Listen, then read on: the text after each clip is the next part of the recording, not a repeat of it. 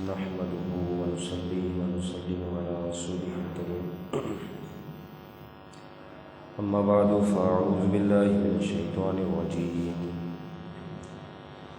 بسم الله الرحمن الرحيم واتقوا الله واعلموا أنكم ملاقوه وبشر المؤمنين ولا تجعلوا الله عرضة لأيمانكم أن تبروا وتتقوا وتصلحوا بين الناس والله سميع عليم صدق الله العظيم مولاي صل وسلم دائما أبدا على حبيبك خير الخلق كلهم فإن من جودك الدنيا وضرتها ومن علومك علم اللوح والقلم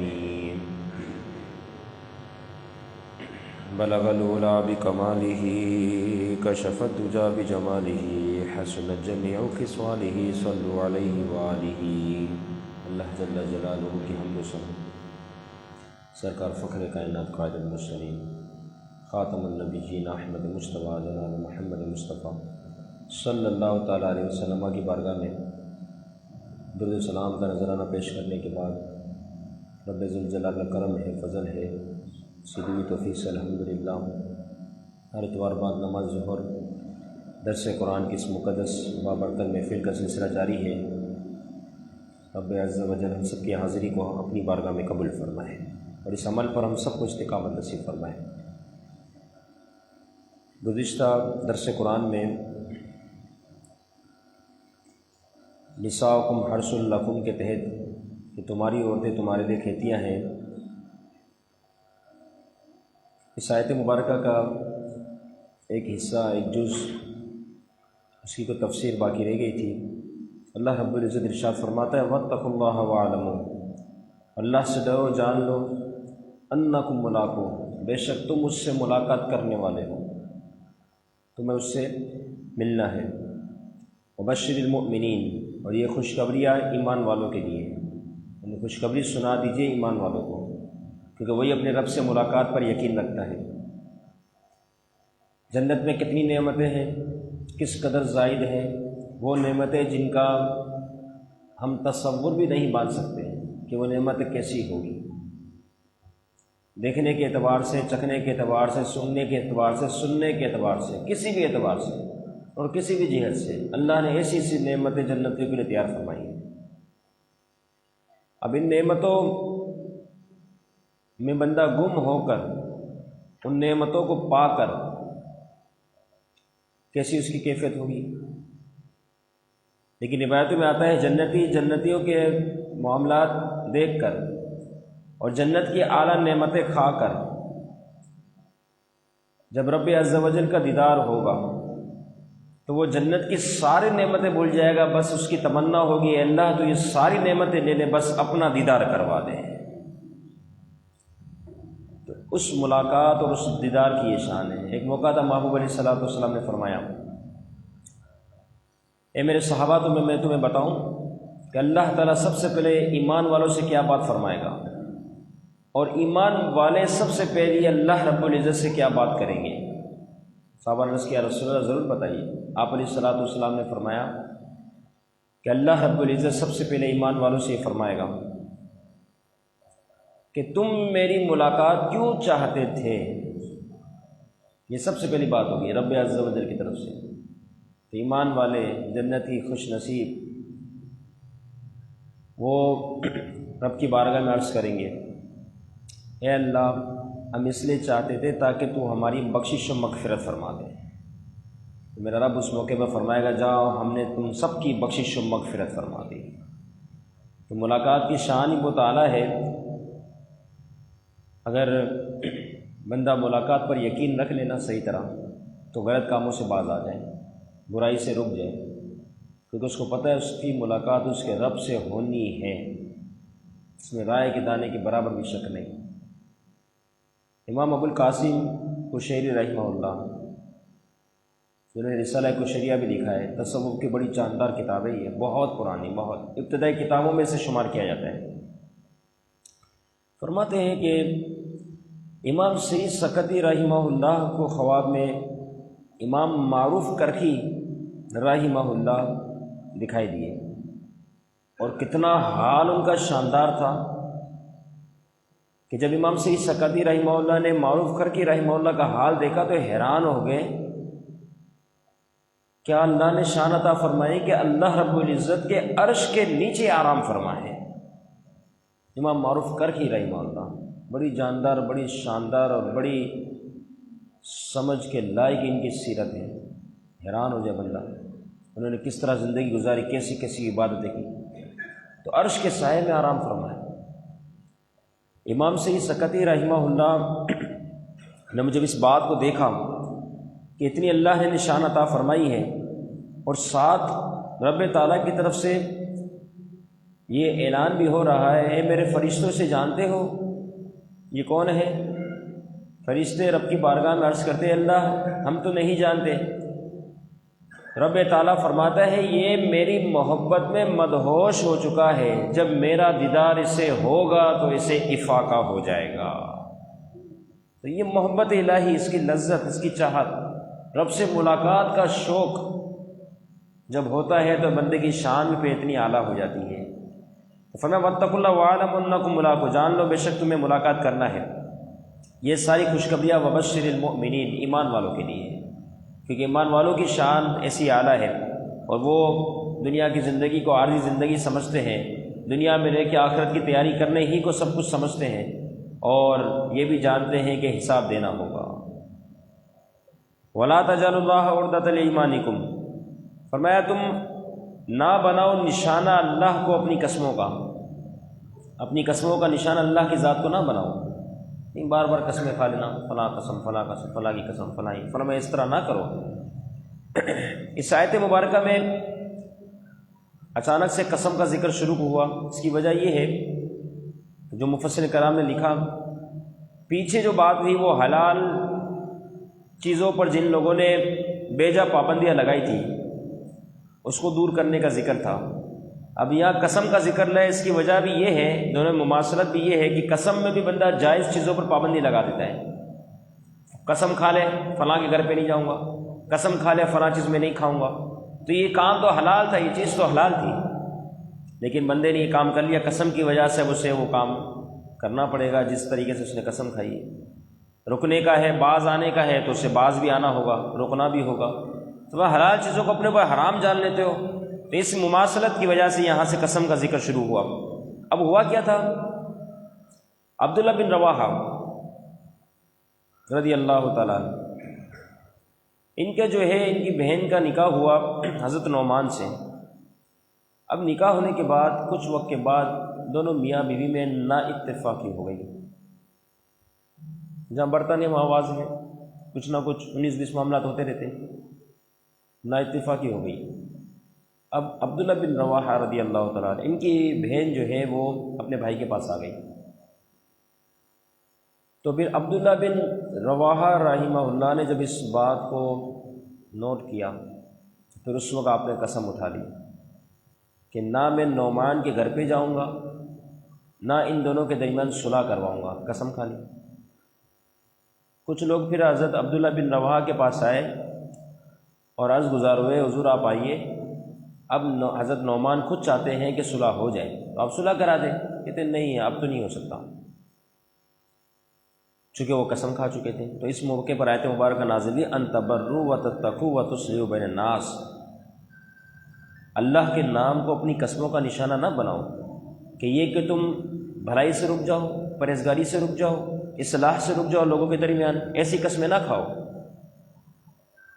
دوسرا معاملہ سیدنا ابو بکر صدیق رضی اللہ تعالیٰ عنہ، افضل البشر بعد الانبیاء بتحقیق. اب ان کا معاملہ یہ ہوا کہ ان کے خالہ زاد بھائی تھے حضرت مصطح، کافی غریب تھے بہت زیادہ. اب بہت زیادہ غریب ہونے کے اعتبار سے سیدنا ابو بکر صدیق رضی اللہ تعالیٰ عنہ ان کی کفالت فرماتے ہیں، ان کو مال و متاع عطا فرماتے ہیں، ان کا گزارا اسی رقم پر تھا. پھر وہ ایک طویل واقعہ حضرت سیدنا عائشہ صدیقہ طیبہ طاہرہ عابدہ زاہدہ رضی اللہ تعالیٰ عنہا کے اوپر تہمت کے حوالے سے جو معاملہ تھا، اس میں جن لوگوں نے اس قسم کی باتیں کی تو ان کی حمایت میں حضرت مصطح نے بھی کچھ کلام کیا تھا. سیدنا ابو بکر صدیق رضی اللہ تعالیٰ عنہ کو پتہ چل گیا. آپ نے قسم اٹھا لی ابھی تیری مدد میں نہیں کرنے والا، تو میری بیٹی کے بارے میں جن لوگوں نے اس قسم کی باتیں کی تو نے اس کی حمایت کی، کھاتا میرے ذریعے سے ہے اور میرے ہی گھر پر حملہ کرتا ہے۔ تو پھر آیت مبارکہ نازل ہوئی کہ اللہ کے ناموں کا جو ہے اس کو اپنی قسموں کا نشانہ نہ بناؤ کہ تم بھلائی سے رک جاؤ، اس قسم کی قسم کھانے کی کوئی حاجت ہی نہیں ہے۔ لوگ بعضوں کا قسم کھا لیتے نا، جا تیرے گھر پہ میں نہیں آؤں گا، میں قسم اٹھا رہا ہوں، کیا ضرورت پڑی؟ قسم اٹھائے بغیر بھی تو بات کر سکتے تھے میں نہیں آؤں گا، تاکہ کبھی جانا ہو تو قسم کا مسئلہ تو نہ آئے نا، حانث تو نہ ہو جائے، ٹوٹ تو نہ جائے قسم۔ پھر اس کے تفسیر بھی ہے جو اگلی آیت مبارکہ میں جو آئندہ درس ہوگا اس میں، کہ قسم جو کھاتے ہیں ان کے کفارہ، ان کے معاملات، بعد میں جو قسم ہے اور کون سی قسم جس پر کفارہ واجب ہوتا ہے اور کون سی قسم ایسی جس پہ کفارہ نہیں ہوتا، تفصیل انشاءاللہ آئندہ درس میں ہوگی، کیونکہ اگلی آیت مبارکہ اسی اعتبار سے ہے۔ تو یہاں تک یہ ہے، فرمایا ان تبروا وتتقوا۔ اب دیکھو بر ہے اور پرہیزگاری ہے، بر معنی نیکی، تقویٰ معنی پرہیزگاری، ان کے مابین فرق ہے۔ مفسرین کرام نے ان کے درمیان فرق کیا ہے کہ بر الگ ہے، تقویٰ الگ ہے۔ اس اعتبار سے بر کا نام ہے نیکیاں کرنا اور تقویٰ کا معنی ہے خوف خدا رکھنا، رب عز و جل سے ڈرنا۔ دوسرا فرق، بر کا معنی نیکیاں کرنا، یعنی نیکیوں کرنے کو جو ہے بر کہا جاتا ہے، تو اسی طریقے سے گناہ چھوڑنے کو تقویٰ کہا جاتا ہے۔ اور اس طرح نیکیاں کرنا یہ تو بر ہے، پرہیزگاری ہے، اچھی بات ہے، لیکن فرمایا رب کی رضا کے لیے کرنا۔ ایک تو ہے نا بندہ اپنی چاہت میں اپنے مگن ہو جائے، اپنے معاملات کو دیکھ لے اور اس قسم کے معاملات شروع کر دے، فرمایا نہیں، پھر کیا ہوگا؟ فرمایا کہ اب جو ہے وہ رب کی رضا کے لیے اگر کر رہا ہے، اس کے ذہن میں رب کی رضا ہے، تو اب یہ تقویٰ ہے۔ نیکی تو کرے بندہ، کر رہے، لیکن رب کی رضا نہیں ہے نا، تو تقویٰ تو نہیں ہوگا لیکن نیکیاں تو کرے گی نا۔ مثال کے طور پر کوئی اچھا کام کیا لوگوں کو دکھانے کے لیے، تو اچھا کام خود تو نیکی ہے، لیکن یہ تقویٰ نہیں کہلے گا کیونکہ رب کی رضا شامل نہیں، تو اس کے مابین یہ فرق ہو گیا۔ اس طریقے سے نیکیاں کرنا بر ہے لیکن رب سے ڈرتے ہوئے نہ ہو تو یہ بے نیکیاں تو ہے لیکن تقویٰ نہیں ہے، پرہیزگاری نہیں ہے۔ اس طریقے سے کچھ فرق کیا ہے، یعنی کرنا بھی ہے کام اور ڈرنا بھی ہے، دونوں چیز پائی جائے۔ آسان الفاظ، کرنا بھی ہے اور ڈرنا بھی ہے۔ کوئی بندہ کام کرے نا، نماز پڑھ رہا ہے تو یہ تو کام کر رہا ہے، لیکن ساتھ ڈرنا بھی ہے کہ اللہ تعالیٰ اسے اپنی بارگاہ میں قبول بھی فرما لے، کیونکہ جس کے پاس قابلیت ہے نا تو اس کے ساتھ قبولیت بھی ہونی چاہیے۔ دونوں میں سے ایک شے ہے نا، کوئی فائدہ نہیں۔ مثال کے طور پر قابلیت تو ہے، بندہ بڑا نائس ہے، انٹیلیجنٹ، لیکن قبولیت کا معاملہ ہی نہیں ہے، اس کے کام کو کوئی پسند کرتا ہی نہیں ہے۔ اب قابلیت کا کیا فائدہ ہوا؟ تو قابلیت کے ساتھ قبولیت بھی ہونی چاہیے۔ اسی وجہ سے جب نماز پڑھی جاتی ہے نا، بندہ قابل ہے، رب نے اسے اس در کا فقیر بنایا ہے، اس در پہ حاضر ہو جاتا ہے، تو اب قبولیت کی بھی دعا کرنی چاہیے، اللہ اب قبول بھی فرما دے۔ قابلیت کے اوپر چلتا رہے، قبولیت کا معاملہ ہی نہ، نماز پڑھی سلام کیا، چل بھائی چلتا بنا، دعا تو کی نہیں تو نے کہ اللہ قبول فرما لے، کہاں جا رہا ہے؟ تو فرمایا یہ معاملہ نہ ہو۔ تو لہذا قسم کھانے سے جو جائز چیزیں وہ بھی ناجائز ہو جاتی ہے۔ ان تبروا وتتقوا وتصلحوا بین الناس، تو فرمایا یہ کام نہ کیا جائے۔ اور قسم کھانے سے تو جو ہے بے جا پابندیاں بھی لگ جاتی ہے، پھر بندہ مجبور ہو جاتا ہے۔ تو فرمایا واللہ سمیع علیم، اللہ سننے والا اور جاننے والا ہے۔ تم نے جو قسم کھائی نا، اللہ اسے سن رہا ہے، تم نے کیا قسم کھائی۔ علیم، اللہ تعالیٰ اسے جانتا بھی ہے تمہارا کیا ارادہ ہے، تمہاری قسموں کو سن بھی رہا ہے، اور تمہارے ان قسموں کی وجہ سے جو ارادہ ہے نا، اللہ اسے جان بھی رہا ہے۔ اس لیے آیت کے آخر میں فرما دیا واللہ سمیع علیم، اللہ سننے والا اور جاننے والا۔ اب مسئلہ وہ یہ ہے کہ کوئی شخص مال بیچنے کے لیے قسمیں نہ کھائے۔ قسم کا لفظ مال بیچنے کے دوران آنا ہی نہیں چاہیے کسی بھی لحاظ سے، یہ مناسب نہیں ہے۔